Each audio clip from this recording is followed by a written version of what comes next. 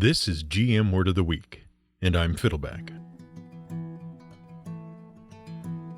Obsidian. We here at the Word of the Week never quite know where one of these scripts is going to go when we start writing them. And that's even when we have a really clear idea about how the script should go. For example, as we sat down to write about the history of something ubiquitous, something utterly clear and transparent, things quickly became very murky and muddy. See, we were going to discuss glass, what it is, how it was invented, how it's made, and how it's been used. And we decided to start way back in the Stone Age with a discussion of obsidian, because technically, obsidian was the first glass humans ever made use of. But unlike the glass we're used to, obsidian isn't clear. It's dark, it's mysterious, and it's murky. So if you're looking for clarity and illumination, you'll have to wait for next week. This week we're discussing obsidian. Honestly, it's sort of appropriate to start the discussion of glass with the discussion of obsidian anyway, because as transparent as it is, glass actually blurs some lines in chemistry that should be pretty clear, and obsidian illustrates that perfectly. Obsidian is a naturally occurring mineraloid, and to understand why we have to call it that instead of calling it a mineral, you have to understand something about the difference between solids and liquids. Now you might be saying, one is solid and one is liquid, duh! And you'd be technically correct, even if you were being a bit of a smart aleck. Liquids are things that flow and that take the shape of their containers. Solids are rigid, they don't flow, and they retain their shape. But the reason for those differences originate on a very tiny level, the molecular level. You know, of course, that all substances are made of tiny constituents called atoms that lock together in arrangements called molecules. A water molecule, for example, consists of 2 hydrogen atoms and 1 oxygen atom bound tightly together by chemical forces. And an oxygen molecule consists of 2 oxygen atoms bound together.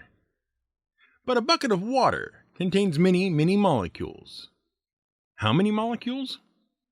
Well, obviously that depends on the size of the bucket. But to give you some perspective, let's consider how many molecules there would be in a little over a tablespoon. Okay, 1.2 tablespoons, or 0.6 ounces, or 18 milliliters. In that precise amount of water we chose, there would be 600 sextillion molecules of water. That's a 6 followed by 23 zeros.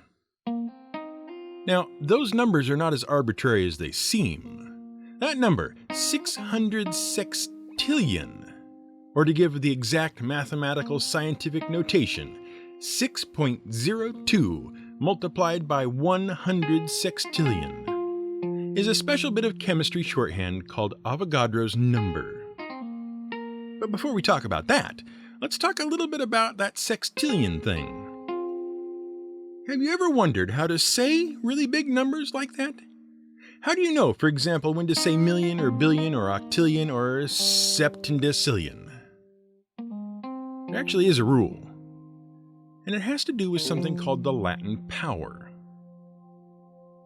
In America, when we write large numbers, we insert commas after every third whole number digit, right? We write 1,000 as 1,000. Well, the number of zeros is called the Latin power. The Latin power of 1,000 is 1. There's one set of 000 after the 1. Same with the Latin power for 10,000 or 100,000. They all have a Latin power of 1. If we go up to 1 million or 10 million or 100 million, there's 2 sets of 000s. That's a Latin power of 2. Got it? Meanwhile, we have this word, million. And million comes from mille, which is Latin for 1,000, which is why a millennium is 1,000 years. The trouble is, when it comes to numbers, we already have a name for 1,000. It's 1,000. So million became the word for 1,000,000. Except technically the word million is a combination of the word million and the letter M from the word mono meaning 1. Combine mono and million, you get million. 1,000 thousands is 1 million. If we multiply by 1,000 again, so we have 1,000 thousands, we have a billion, which comes from bi meaning 2, and illion meaning thousands of thousands. And 1,000 thousands? We combine tri meaning 3 and illion to get trillion. And then there's quadrillion and quintillion. The name of the power of 10 comes from Latin counting, and it's counting the Latin powers. Or, if you prefer to think of it this way, the number of commas in the number. But it's always counting one less because of that thousands versus millions thing. A billion is a number with 3 commas. Subtract 1 comma, and you're left with 2 illions, or bi-illion. And we can go all the way up to a 1 with 10,000 zeros, which has a Latin power of 3,333. That gives it the name tremilia, trecento, trigintillion. We'll let you work out the Latin. But we digress heavily. Our point was, inasmuch as it can be said that we had one, was that the number 6.0200 sextillion, Avogadro's number, is an extremely famous number in chemistry because it allows chemists who understand how to use it to scale up from the number of atoms or molecules of a substance to the weight of that amount of substance and then to the volume of that substance. And it allows smug podcasts to show off by jumping from an exact number of molecules of something like water to an exact volume of water without a whole lot of math. But we really digress. The point is... Wait, what was the point? Avogadro's number, names of numbers, Latin powers and counting, numbers of molecules and things, liquids and solids. Oh yeah! The point is, the real difference between a liquid and a solid. And this will be super important in a moment as it helps us explain some of the properties and myths about glass. The real difference between a solid and a liquid is the arrangement of molecules. In a liquid, the molecules are mostly free to slosh around each other. It's basically just a molecular soup. But in a solid, the molecules clump together in some sort of regular pattern. And we call that regular pattern a crystal. Crystal, by the way, comes from the Greek word kryos, meaning frost or ice. See, every molecule has a distinct shape, and there are forces that govern how molecules like to sit together. Now, when molecules have a lot of energy, they don't sit still. But when they calm down a bit and cool down, they start to settle into patterns. They clump together in specific arrangements, and those arrangements define the properties of the solid. Now, obsidian is a weird case because it is a solid, but it's the sort of solid that challenges our view of what a solid actually is. Obsidian starts its life as lava, a molten rock. Normally, the lava that forms obsidian would cool slowly. And as it cooled, the various molecules would gradually settle down and lock into place and form crystalline minerals, which would gather into rocks like granite and rhyolite. But if the lava cools too quickly, the molecules don't have time to find their proper places in the crystal before they stop moving. And thus you have a brittle, smooth, glassy substance that comes in blacks, browns, tans, and greens. And because of its irregular internal structure, obsidian tends to fracture along weird curves instead of breaking along corners like most crystals. And those edges can be extremely thin. Razor thin, actually. In the Stone Age, various peoples discovered that obsidian could be broken off easily to produce extremely sharp edges that were useful for knives and cutting tools, and eventually for spear tips and arrowheads. And ancient peoples valued obsidian quite highly. In fact, archaeological evidence indicates the crafting of obsidian may have been one of the first true human industries. Several Neolithic archaeological sites across the Middle East have revealed extensive deposits of obsidian debris, which indicate large numbers of tools may have been manufactured at the same site, a bit like an obsidian tool factory. And evidence based on the chemical composition of various obsidian artifacts also indicate Stone Age trade networks of obsidian. Now, in the Bronze and Iron Ages, obsidian was replaced by metal because even though obsidian held an extremely sharp edge, it was brittle and could snap or shatter. But in the Americas, obsidian remained in use extensively until the 1500s. The most famous example of obsidian use in the pre-Columbian Americas is probably the Aztec sword known as the macahuite. The Aztec sword was a broad, wooden paddle with several obsidian razors embedded around the edge. The Aztecs also used obsidian, or itzli as they called it, in spear tips and arrowheads. And their spears were especially deadly when hurled using an atlatl, or spear thrower. And that brings us around to some other dark and confusing stories that aren't as clear as we like to think they are. In point of fact, the entire history of the various Mesoamerican civilizations is clouded with mystery. The story of Mesoamerican civilization begins somewhere around 5000 BCE, during which hunter-gatherer tribes settled down in the fertile, well-watered coastal areas of the Gulf of Mexico and supplemented the plentiful supply of local food with agriculture, particularly in the form of corn, which they called maize, and beans. The fertile lands along the northern coast of southern Mexico, in the shadows of the Tuxtl Mountains, were bountiful, and the people who settled there enjoyed 2 growing seasons each year. By 1200 BCE, the food surplus allowed the mysterious Olmec civilization to rise and flourish. Now, we know bits and pieces about the Olmecs, but what we know is a bit scattershot. For example, we know that they had complex codified religious practices and that they were amazing architects and sculptors. In fact, they are most famous for their sculpture. We also know that they cultivated cocoa beans and may even have used the beans as a form of currency. They also traded extensively with other city-states and smaller tribes in the region. We don't know, though, what they called themselves. The Aztecs referred to them as the Olmecs, which means the people of rubber, because they grew rubber trees and made rubber from the sap. They even made rubber balls to use in their organized sports. We also don't know what happened to them.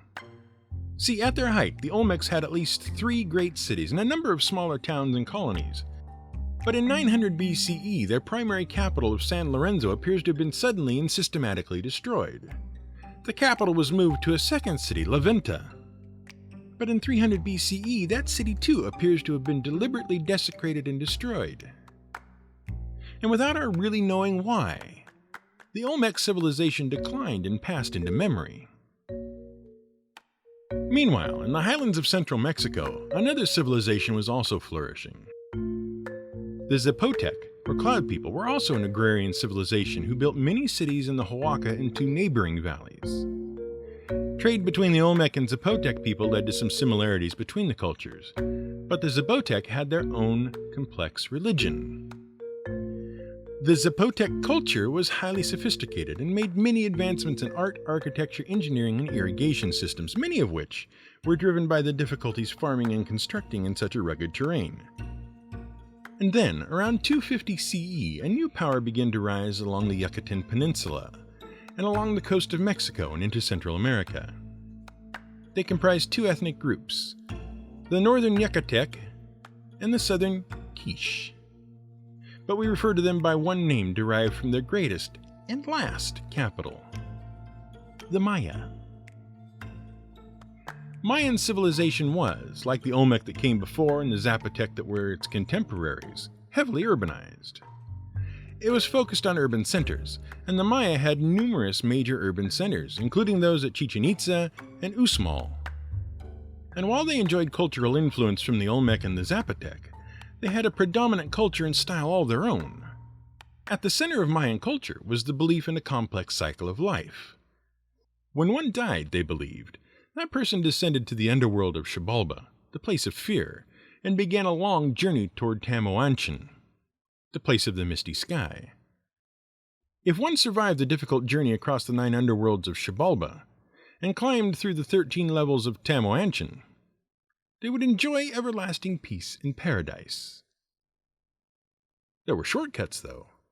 Women who died in childbirth, warriors who died in battle, and those who died in sport or killed themselves voluntarily in the name of the gods could all bypass the journey across Xibalba. The Mayan view of the cosmos shaped all aspects of their culture. They were a warrior people and revered war and death in battle. They conducted their religious rites in caves to evoke the darkness of Xibalba and on the tops of high pyramids, which were made in the image of the great mountain of the gods known as Huitzab, and evoked the underworld of Tamuanchin. They regularly engaged in human sacrifice, and their belief in complex cosmological cycles is what led to the creation of their famous calendar, or rather calendars. For regular use, the Mayan had two simultaneous calendars. First was the Hab, the civil calendar. That tracked normal daily life and consisted of 365 days divided between 18 months of 20 days each. The second, which ran alongside the Hab and interlocked with it like a pair of gears, was the Tzolk'in. That calendar had only 260 days, so it would start to repeat before the end of the Hab year. The Tzolk'in tracked sacred days and spiritual events over the short term. But for longer cosmic cycles, the Maya also had the Baktan, or long count calendar. It tracked the current spiritual age, and the beginning and end of the current age coincide with August 11th, 3114 BCE, and December 21st, 2012 CE. If you remember that crazy folderol about the Mayan calendar predicting the end of the world 5 years ago? Yeah, that's where that came from. But the Maya would have found such an idea ridiculous. They didn't really believe in endings at all, just cycles and cycles and cycles. Now what's very interesting is that sometime between 900 and 1000 CE, both the Mayan and Zapotec civilizations went into a sudden decline. This has been misstated as the various civilizations vanishing from the face of the earth, and that's not true at all. But what is true? Well, we're not quite sure. We do know that the Maya suddenly abandoned their greatest cities and their population suddenly decreased. And we know that Zapotec cities show signs of gradual decline and destruction resulting in the same overall effect. A combination of factors is likely to blame. But we do know that the agricultural systems of both Mesoamerican civilizations, along with several others that also appear to have gone into decline, were quite sensitive. Several years of drought, for example, or disastrous volcanic eruptions could decimate those civilizations' food supplies. And we do have evidence of civil unrest in Zapotec cities during the period, and strains due to overpopulation in Mayan centers. Regardless, the great cities of the Zapotec and the Maya were abandoned by those civilizations, and repopulated by members of the Toltec tribe who migrated from the north. From the repopulated urban centers, the Toltecs were briefly able to conquer their own empire, but they couldn't hold it for long. And so, from about 1100 CE through the mid-1300s, Mesoamerica lapsed into a dark age of chaos, anarchy, and war. And the cities of the former great civilizations were truly abandoned. Throughout this period, the small city-states and towns spread over Mesoamerica went into fierce competition for local resources and political power. Over time, however, some of these settlements began to form alliances. And when three of these growing powers came into conflict, those from Texcoco, Tenochtitlan, and Tlacopan, they chose to consolidate their power and form a single army. That army began a massive campaign of territorial expansion in the early 1400s. In short order, the warriors and wealthy nobles of Tenochtitlan came to dominate the alliance. And thus, they came to rule over the Aztec Empire. It is important to note that the Aztec Empire was made up of a number of ethnic groups and descendants of various societies. Dominating the empire was an ethnic group of migrant hunter-gatherers who had traveled from a place they called Aztlan, or the land of white herons, to settle Tenochtitlan. They called themselves the Mexica. Now, the Aztec Empire was remarkably and bloodily successful. and this is due to their warrior culture as well as their advanced weaponry. All adult males were conscripted into the military and were extremely well trained, and elite warriors were well rewarded. Their armies focused on city centers, and on a successful conquest, they claimed all the farmland and smaller settlements around the city. From their conquests, they demanded ongoing tribute, and they would sacrifice prisoners and tributes to their gods. Their hold on conquered lands was strengthened with intermarriages in some cases, and in the appointment of governors from the Aztec heartlands. In many cases, the Aztecs constructed temples and monuments in conquered territories that forced the occupied people to integrate into the Aztec way of life. And of course, above all, their power was maintained with the constant threat of military intervention. And this is, of course, where we discuss just how well equipped the Aztec warriors were. As we mentioned above, their primary weapons included the obsidian-bladed macahuit and their spear-throwing atlatls. The obsidian-edged sword club was a particularly savage weapon. The obsidian blades were sharp enough to sever limbs, and there are even stories of an Aztec warrior beheading a horse with the sword. To protect themselves, the warriors wore padded cotton armor and carried reed or wooden shields covered in animal hide. Elite warriors would also costume themselves in feathered headdresses and animal costumes to signify their membership in elite units as well as their rank. Among the most respected of the elite warrior groups were the eagle and the jaguar. Within a century, the Aztec had gone from control of a single settlement to controlling most of northern and central Mexico, a land area of roughly 50,000 square miles, with a population of roughly 11 million people at its height. And Tenochtitlan, with its 200,000 inhabitants, became the largest city in the history of the pre-Columbian Americas. And they developed a sophisticated, highly religious, and highly stratified culture. So, what happened to the Aztecs? Well, the short answer, and the smug one, is that Spanish conquistadores arrived and conquered the empire.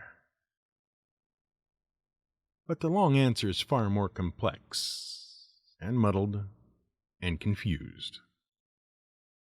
Accurate accounts are difficult to come by, and the events surrounding the Spanish conquest of the Aztec Empire are quite divisive, alternatively painting those involved on both sides as heroes or demons, as treacherous and deceptive, or as trying to avoid outright warfare. It's a complicated, ugly story of two rival militaristic empires meeting for the first time, and each seeking to maintain and expand their power base. And seen in the cold light of the modern age, where expansionist and colonial practices are looked down upon, it's hard to give either empire a fair shake, especially given that, in the end, the Aztecs were the underdogs. See, the Aztec Empire had become increasingly unstable in the short time it had existed. Its neighbors feared it, and its subjugated people, forced to pay tribute and to adopt the Aztec culture, struggled against Aztec rule. Rebellions were frequent, and the Aztec warriors were brutally efficient at putting them down. Meanwhile, the Spaniards of Cuba had become mistakenly aware of the vast wealth of gold and other riches in the Mexican interior. Governor Velázquez de Cuellar of Cuba sent Hernán Cortés to establish contact with the natives of Mexico, though whether they initially sought to trade or to plunder was unclear. At the last minute, the Cuban governor revoked his order and recalled Cortés. But Cortés refused to obey the order and set out anyway. Initial contact between Cortés and the natives seemed peaceful enough. Gifts were traded, but skirmishes also occurred. When Cortés reached Tenochtitlan, the story starts to become muddier. See, the ruler of the Aztecs was Moctezuma Xocoyotzin, more commonly Romanized as Montezuma. Now, the empire's instability was putting a strain on Montezuma's power. Further, according to some accounts, Montezuma and the Aztec priests believed that omens had revealed that, by the will of the gods, their empire would fall to a foreign power. Some have interpreted these accounts to mean that Montezuma believed Cortés was a representative of the gods, or perhaps a god himself. Meanwhile, Cortez came to appreciate the military might of the Aztecs and realized his soldiers could not defeat the Aztecs alone. And so, historians cannot be definitive on the actual motives between the initial peaceful contacts between Montezuma and Cortez. Because those initial contacts were peaceful. Gifts were exchanged, tributes were paid. But there were also disagreements. From other records, it appears that both Montezuma and Cortez attempted to leverage rebellious members of the empire against each other. Montezuma apparently promised to reduce tributes or even recognize the freedom of various peoples in return for alliance against the Spanish. Cortez apparently promised freedom to subjugated peoples in return for their support. After a few skirmishes and more than a little posturing, Montezuma agreed to pay ongoing tribute to Cortez. But Montezuma's position in the empire was weakening, and Cortez was technically a fugitive. The Cuban governor sent another soldier, Panfilo de Narvaez, to bring Cortez back. While Cortez went to meet the Spanish forces, he left his lieutenant and his soldiers in Tenochtitlan. Tensions grew between the Aztecs and Spanish soldiers, and those came to a head at an event called the Massacre of the Festival of Tenochtitlan. And when it comes to dark events whose causes are unclear, the Massacre of the Festival of Tenochtitlan is probably the darkest and unclearest of them all. The festival was an annual appeal to the gods to send rain, and it involved, as most Aztec ceremonies did, a number of human sacrifices to the gods. The Spanish soldiers were opposed to the practice. What happens next was unclear.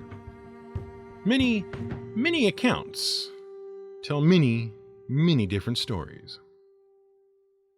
According to some accounts, the Aztecs planned to seize the opportunity to kill the Spanish soldiers and make them sacrifices, and Cortez's lieutenant had heard of the plot.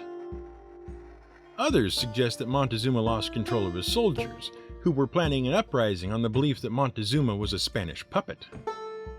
And still others suggest Cortez's lieutenant saw the opportunity to strike against the Aztec nobility and secure their power by frightening the people into docility with a barbarous act. Whatever the cause, Cortez's lieutenant suddenly ordered the massacre of all Aztec in attendance at the festival and took Montezuma as a prisoner. When Cortez returned from his battle with Narvaez, he found the city in an uproar. When he and Montezuma tried to reassert order, Montezuma was stoned to death, and Cortez and his soldiers were forced to flee the city.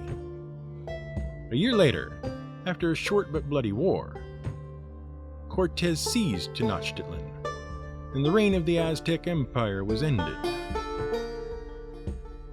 Because unfortunately, cotton armor provides little protection from rifles and cannons, and obsidian shatters against steel armor. This has been GM Word of the Week. It's written and researched by the Angry GM and produced by me, Fiddleback. You can support us on Patreon at patreon.com/GM Word of the Week. You can find more at gmwordoftheweek.com and theangrygm.com.